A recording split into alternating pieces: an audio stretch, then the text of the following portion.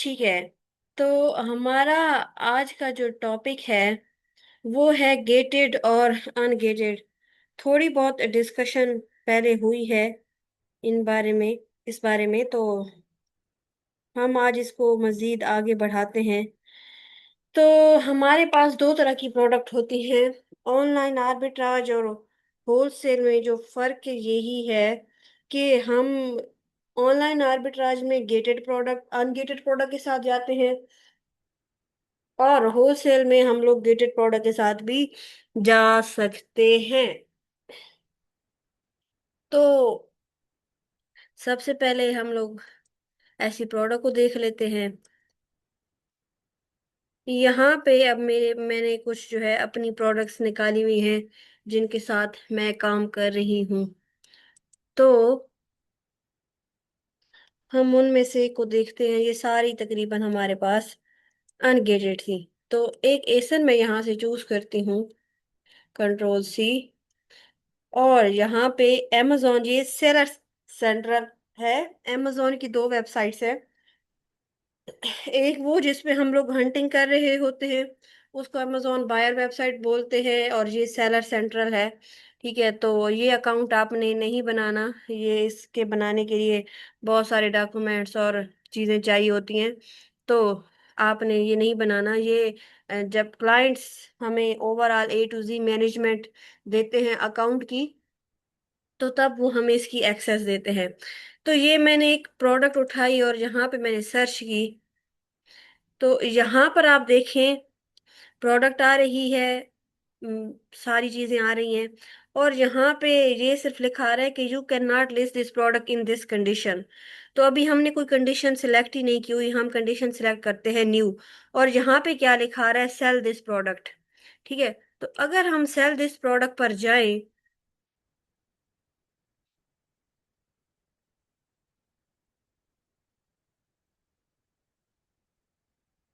तो amazon हमसे सीधा पूछ रहा है कि भाई, आप लोग क्या करने वाले हैं, मतलब amazon पे बेचने वाले हैं, आपका SKU क्या होगा, आप इसको फुलफिल कैसे करोगे, FBA करोगे या FBM करोगे, प्राइस क्या रखनी है, आइटम की कंडीशन क्या है, और ये सारी चीजें फिल करके हम सबमिट करवा देते हैं।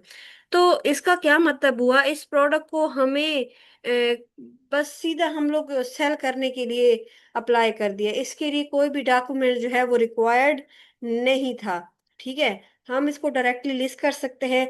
और इनकी पहचान क्या होती है, इनकी पहचान बच्चे ये होती है कि इनके FBA सेलर बहुत ज्यादा होते हैं। यही रीजन था कि मैं आपसे कहती थी कि FBA सेलर ज्यादा होने चाहिए। ठीक है, तो इनकी पहचान, अगर हमारे पास सेलर सेंट्रल नहीं है, तो इनकी पहचान यही होगी कि इनके FBA सेलर ज्यादा होंगे, इन पे ब्रांड नहीं होगा और amazon नहीं होगा। ये कुछ है। अब देखिए, 8+ FBA है। तो ये इनकी पहचान है। अब हम देखते हैं गेटेड प्रोडक्ट। गेटेड प्रोडक्ट ऐसी होती हैं जिनको हमें लिस्ट करने के लिए डॉक्यूमेंट्स चाहिए होते हैं। एक पहले आपके क्वेश्चन आंसर देख ले।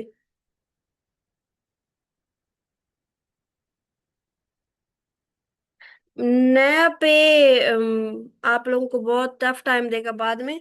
सादा पे जो है वो इजी है काफी, तो बना ले नया पे। बाद में फिर आप सादा पे बैठे होंगे बनाने के लिए। नया पे की मैं तो कोई फैन नहीं हूँ। तो अच्छा, फिर हमारे पास आ जाती हैं दूसरी प्रोडक्ट जो कि गेटेड होती हैं। तो वो इन्हीं में से कोई निकालते हैं। अब इसमें से हम कोई पुराना सेलर निकालते हैं जिसके पास बड़े ब्रांड्स हों। तो इनमें से कोई प्रोडक्ट देखते हैं।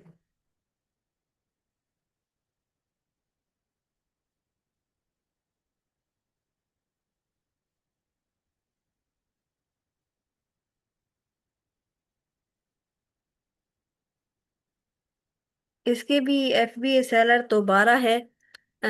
हम इसको चेक करते हैं कि ये गेटेड है या नहीं।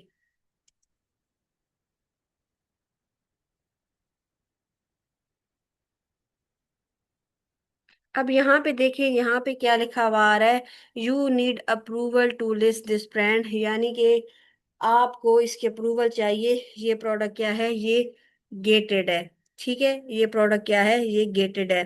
तो गेटेड प्रोडक्ट कौन सी होती हैं, उसके लिए हमें FBA डॉक्यूमेंट्स चाहिए होते हैं। डॉक्यूमेंट्स कैसे चाहिए वो भी मैं आपको शो करती हूँ। डॉक्यूमेंट्स होता क्या है, मोस्टली इनवाइस होती हैं। इन पे कंपैरेटिवली FBA सेलर कम होते हैं। ठीक है, तो ये पहले सॉफ्ट अप्रूवल और हार्ड अप्रूवल पहले होती थी, अब नहीं होती, तो हम इसको हटा देते हैं। तो इसके क्या होते हैं, FBA सेलर लेस होते हैं। अब आप कहेंगे कि मैम इधर तो जो है वो इधर भी 8 सेलर थे और इधर भी बता रहा है कि FBA सेलर 12 हैं, तो ये क्या सीन हो गया। तो बच्चे आप इसकी सेल्स भी देखें, इसकी सेल्स है 500 प्लस और इसकी सेल देखिए 50 प्लस है। तो 50 के लिहाज से आप 8 सेलर देखें और 500 के लिहाज से आप 8 सेलर देखें, तो सेलर्स कहाँ पे ज्यादा हैं, यहाँ पे ज्यादा हैं। तो वैसे जब एट द एंड क्लाइंट ही चेक करके बता सकता है कि उसके पास प्रोडक्ट गेटेड है या नहीं। जो पुराने अकाउंट हैं उस पे ऑटोमेटिकली बहुत सारी प्रोडक्ट अनगेटेड होती हैं। जो न्यू अकाउंट होते हैं तो उस पे हमारे पास बहुत ही नैरो लाइन होती है कि हम जो है उसको अनगेटेड प्रोडक्ट की। अब चलें, गेटेड अनगेटेड क्लियर है। जी, सेलर AMP पेड टूल है। गेटेड अनगेटेड क्लियर है अब आपको? कोई क्वेश्चन?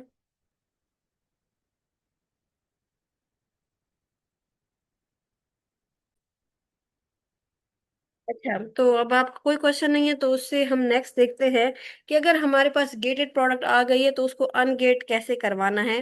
ठीक है, और हमें उसके लिए क्या क्या चीजें चाहिए होती हैं। तो सबसे पहले शुरुआत में मैंने आपको बताया था कि होलसेल और ऑनलाइन आर्बिट्राज में डिफरेंस जो है वो बहुत कम है। और वो डिफरेंस यही है गेटेड अनगेटेड का, ऑनलाइन आर्बिट्राज में हमें वो इनवाइसेस नहीं मिलती। हम जो है क्वांटिटी बहुत ही कम खरीदते हैं, 2 खरीदते हैं, 3 खरीदते हैं, सॉरी 5 खरीदते हैं या 10 खरीदते हैं। तो अब तो अमेजोन जो है वो इनवाइसेस 500 यूनिट की भी मांग लेता है।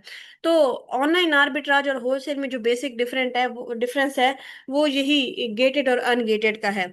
तो अगर हमारे पास प्रोडक्ट आ गई जो कि गेटेड है, तो हम उसको अनगेट कैसे करवाएंगे। और ये वो पाथ है जब हम ऑनलाइन आर्बिट्राज से निकल कर होलसेल की तरफ जा रहे हैं। ठीक है, तो सबसे पहले गेटेड प्रोडक्ट को देखते हैं। जनाब आली, ये प्रोडक्ट थी, हमने प्रीवियस वन को जैसे ही सेल किया था ये आ गया था। इसमें पहले ही लिखा आ रहा है कि आप जो है वो अप्रूवल चाहिए, तो कंडीशन इसकी न्यू कर देते हैं और करते हैं अप्लाई टू सेल। तो ये कह रहे हैं कि at least one purchase invoice from product for product from a manufacturer or distributor। Distributor की इनवाइस चाहिए। जो इनवाइस मिलेगी उसके ऊपर डेट जो है जनवरी 25 के बाद की होनी चाहिए, यानी कि जो आपने प्रोडक्ट खरीदी है वो 6 महीने से ज्यादा पुरानी ना हो। उसके ऊपर नाम हो, एड्रेस हो और इंफॉर्मेशन जो है वो मैच कर रही हो किसके साथ, इस सेलर सेंट्रल के साथ। ये सेलर सेंट्रल जिस डिटेल पे बना हुआ है, यानी कि इसको क्रिएट करते वक्त हमने जो बिजनेस डिटेल दी थी, जो अपनी डिटेल दी थी, जो इनवाइस है उसके ऊपर वही डिटेल होनी चाहिए। और हमारी ही सिर्फ डिटेल ना हो, मैन्युफैक्चरर और डिस्ट्रीब्यूटर की भी हो, यानी कि कहाँ से हमने उसको प्रोडक्ट को खरीदा है या बनवाया है। वैसे ऑनलाइन यहाँ पे ब्रांडेड प्रोडक्ट में मैन्युफैक्चरर नहीं आएगा, डिस्ट्रीब्यूटर या ब्रांड जो है वो आ सकता है। Show the combined purchase of at least 10 unit. तो ये आजकल amazon कुछ 10 यूनिट मांग रहे हैं इनवाइस, कुछ की 50 की, कुछ की 100 की। तो जो 10 यूनिट वाले हैं ना, हमें वहां पे थोड़ा ये है कि इन इनको हम लोग इजीली अनगेट करवा लेंगे, या ये जो है आसानी से अनगेट हो जाएंगे। ठीक है, आप प्राइसिंग जो है वो शो करवाएं या ना करवाएं, ये आपकी मर्जी। Please know that we may verify your submitted documentation by connecting product vendor your you identify in your application. तो ये कह रहे हैं कि जो आपने सप्लायर या जिस स्टोर की इनवाइस दी है, हो सकता है हम उसको कॉल करें, हम उसको ईमेल करें और हम कंफर्म करें कि ये वाकई में परचेजिंग हुई है या नहीं। तो आप लोग फेक इनवाइसेस नहीं दे सकते। क्यों? क्योंकि amazon कॉल कर सकता है। If providing an amazon invoice और order confirmation, please show a combined and fulfil purchase of at least 50 unit. तो अगर बहुत सारे लोग ये भी कहते थे, amazon पे एक प्रोडक्ट ली जो कि ना $2 की आती थी, उसके 10 यूनिट खरीद लिए और उस ब्रांड को ना अनगेट करवा लिया। तो ये इन्होंने बोला है कि आप ऐसा नहीं कर सकते, अगर अमेजोन से करना है तो 50 यूनिट एटलीस्ट खरीदो। तो ऐसा डॉक्यूमेंट्स जब हम सप्लाई के साथ ऑर्डर प्लेस करते हैं तो हमें इस तरह की इनवाइसेस वगैरह आ रही होती हैं। मैं एक मिनट इसको, 2 मिनट, स्टॉप शेयर।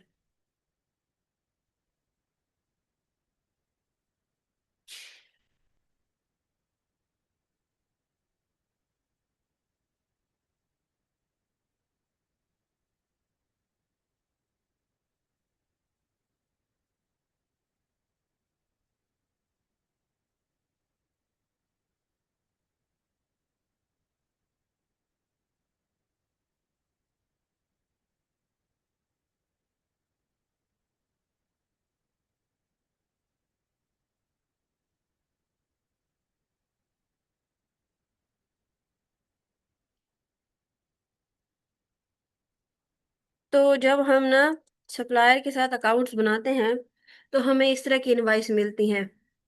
अब इसमें क्या है, सप्लायर की डिटेल है, उसका नंबर है, टेलीफोन है, ताकि अमेजोन कंफर्म करना चाहे तो वो कर ले। मेरे अकाउंट्स की डिटेल यहाँ पे हैं। और मैंने जो है वो एक साथ क्वांटिटी 200 की खरीदी है। और ये पेड है, यानी ये परफॉर्मा इनवाइस नहीं है। परफॉर्मा इनवाइस वो होती है जिसमें हम लोग सिर्फ ऑर्डर प्लेस करते हैं और वो सिर्फ हमें इनवाइस भेज देते हैं, वो पेड नहीं होती। तो ये क्या है, ये पेड है। अब एक ऐसा डॉक्यूमेंट्स जिसमें अमेजोन ने जो चीज़ें मांगी थी वो सारी क्वालिफिकेशन को फिल कर रहा है, उसको हम लोग यहाँ पे सबमिट करवाएंगे, ईमेल एड्रेस देंगे और यहाँ से कर देंगे सबमिट। तो अमेजोन कुछ टाइम के बाद रिस्पॉन्स देगा कि हम अनगेट हुए हैं या नहीं। वैसे कभी कभार फौरन से अनगेट हो जाते हैं, कभी कभार नहीं होते।